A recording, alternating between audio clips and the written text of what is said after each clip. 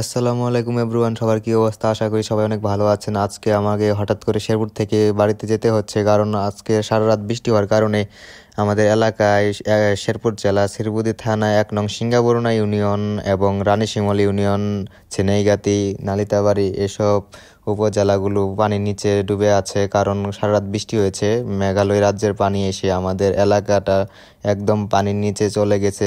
মানুষের থাকার কষ্ট হচ্ছে, মানুষের ঘর বাড়িতে পানি উঠে গেছে। এখানে অনেক মানুষ মাছ ধরতেছে, কেউ আবার তাদের প্রয়োজনীয় জিনিসগুলো নিয়ে উঁচু স্থানে যাচ্ছে। এখানে একটু পানি কম, আমাদের এলাকার দিকে যতই যাচ্ছি ততই পানি অনেক বেশি দেখা যাচ্ছে।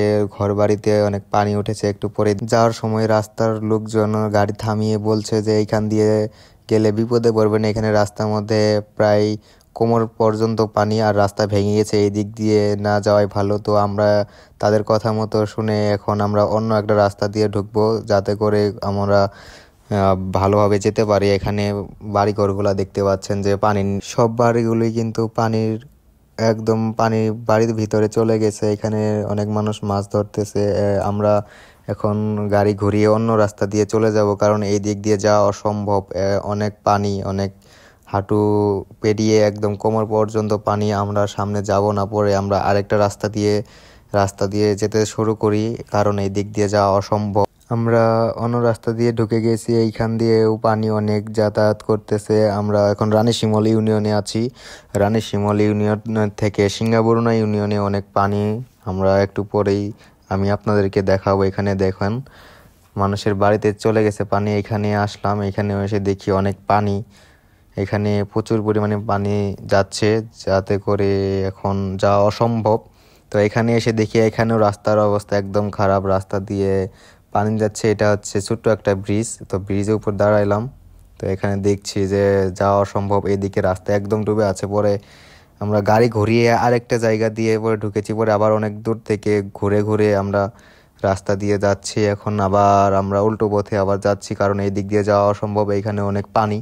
আবার গাড়ি ঘুরিয়ে আমরা চলে যাচ্ছি উল্টো দিকে। আমরা এখন কুরুয়া বাজারের দিক দিয়ে চলে যাব ভায়াডাঙ্গা বাজারে।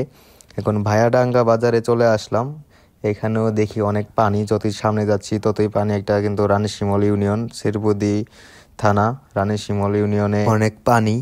আমি এখানে সিএনজি থেকে নেমে এখন আমাদের এলাকায় যাওয়ার জন্য একটা অটোতে উঠবো, কিন্তু এখানে গিয়ে দেখি একটা অটো কিংবা কোনো গাড়ি নেই, অনেক পানি। এখানে দেখতেই পাচ্ছেন কি পরিমাণে পানি যাচ্ছে, নদীর মতো হয়ে গেছে।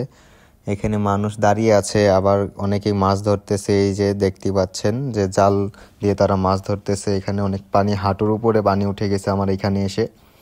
এখানে মূলত আমাদের এলাকার গাড়িগুলো দাঁড়িয়ে থাকে, কিন্তু আজকে একটা গাড়িও নেই। পরে আমি অনেক চিন্তায় পড়ে গেলাম যে আমি বাসায় কিভাবে যাব। পরে বুদ্ধি করে আমি বাসায় একটা ফোন দিলাম যে আমাকে একটা গাড়ি পাঠিয়ে দাও, আমাদের গাড়িটা পাঠিয়ে দাও ইলাস কাকুকে দিয়ে। ইলাস কাকু এসে আমাকে নিয়ে গেল। পরে এখানে দেখতে পাচ্ছেন যে দোকানের ভিতরে পানি ঢুকে গেছে, এখানে অনেক মানুষ মাছ ধরতেছে। এই যে দেখতে পাচ্ছ যে এখানে অনেক প্রচুর পরিমাণে মানুষ আছে, জাল ফেলছে, এখানে বড় বড় মাছ ধরতেছে তারা। আমি সামনের দিকে হেঁটে যাচ্ছি, এগুলো দেখতে পাচ্ছেন যে মানুষের বাড়ি ঘরে ঢুকে গেছে পানি।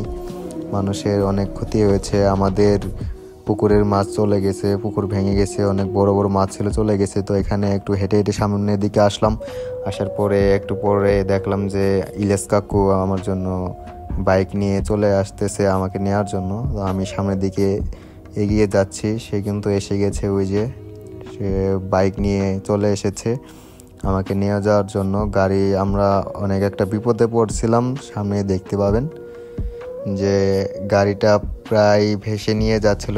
এত বড় একটা গাড়ি, যে এত ভারী একটা গাড়ি, তারপরেও পানির স্রোতে ভেসে নিয়ে যাওয়ার মতো একটা অবস্থা হয়েছে। সামনের দিকে এই অবস্থাটা হবে, যে আমরা কল্পনা করতে পারি না যে আমাদের সাথে এরকম একটা ভয়ঙ্কর পরিস্থিতি হবে। এইখানে বেশ ভালোই যাচ্ছিল গাড়িটা, কিন্তু এখানে ছোট্ট একটা ব্রিজ পার হওয়ার পরে এত পরিমাণে পানি স্রোত যে গাড়িটা একদম থেমে যাওয়ার মতো, গাড়ি চলতেই চাচ্ছে না। ওইখানে গিয়ে এখানে ভালোভাবে যাচ্ছে গাড়ি, একটু একটু করে যাচ্ছে, কিন্তু সামনের দিকে এই ব্রিজটা পার হওয়ার পরে যে এত পরিমাণে পানি যে সাইলেন্সার পর্যন্ত ডুবে গেছে গাড়ির সামনে গিয়ে।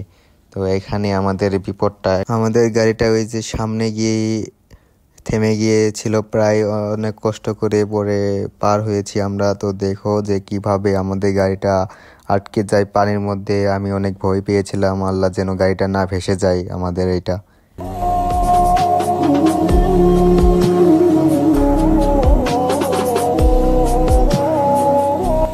অনেক কষ্ট করে আল্লাহ আল্লাহ করে এটুকু পার হলাম, যে সামনে কি না কি আছে, রাস্তা যদি ভেঙে থাকে একদম।